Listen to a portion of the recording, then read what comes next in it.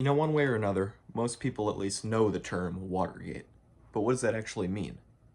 Most people know it was about an impeachment, but what specifically? The 2 years of lies?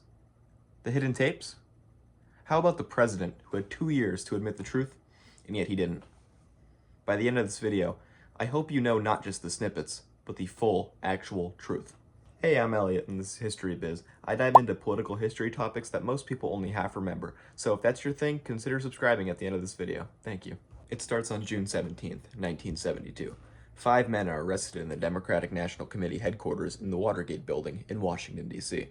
They're not just random burglars, they're caught with bugging equipment, cameras, and sequential $100 bills. One of them, James McCord, has a day job, security coordinator for Nixon's re-election campaign. A single connection right there is the thread that unravels everything.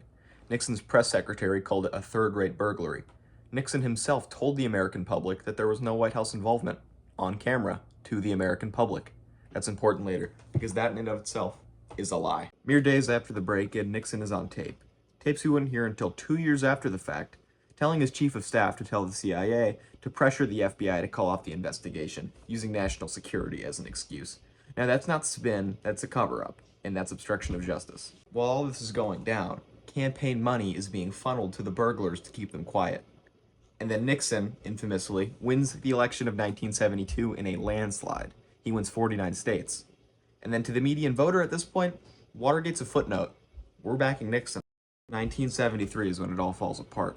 Two Washington Post reporters, Bob Woodward and Charles Bernstein, keep pulling the thread.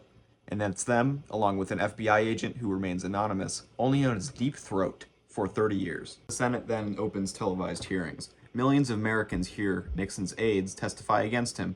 Then in 1973, one aide says something shocking. Richard Nixon, the President of the United States, had taped every single conversation he had since 1971. That's every conversation, every plan, every cover-up decision, all inside these tapes. That's a smoking gun. Nixon outright refused to give up these tapes. He cited executive privilege in doing so. Now, the special prosecutor in the case, a Mr. Archibald Cox, did not back down. He wanted those tapes. So Nixon, on October 20th, 1973, engaged in something known as the Sunday Night Massacre.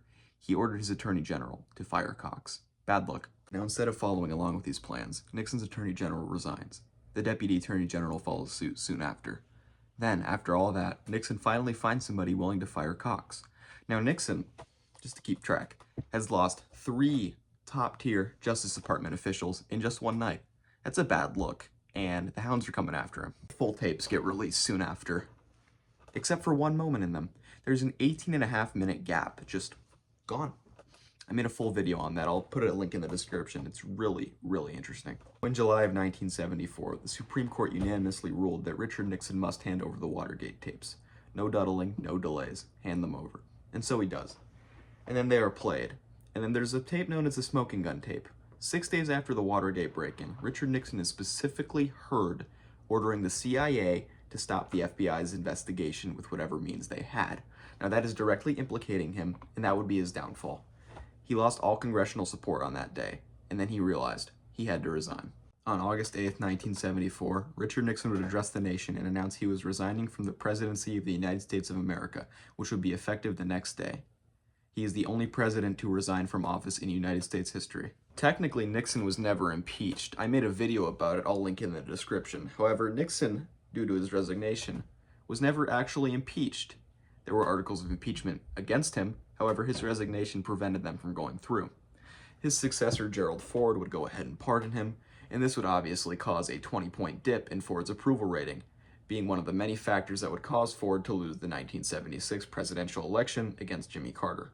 2 years. A break-in that should have stayed a footnote. A president who had chance after chance to tell the truth, and didn't.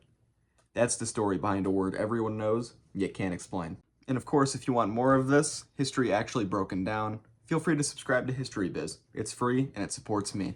Thank you very much for watching, and I'll see you in the next one.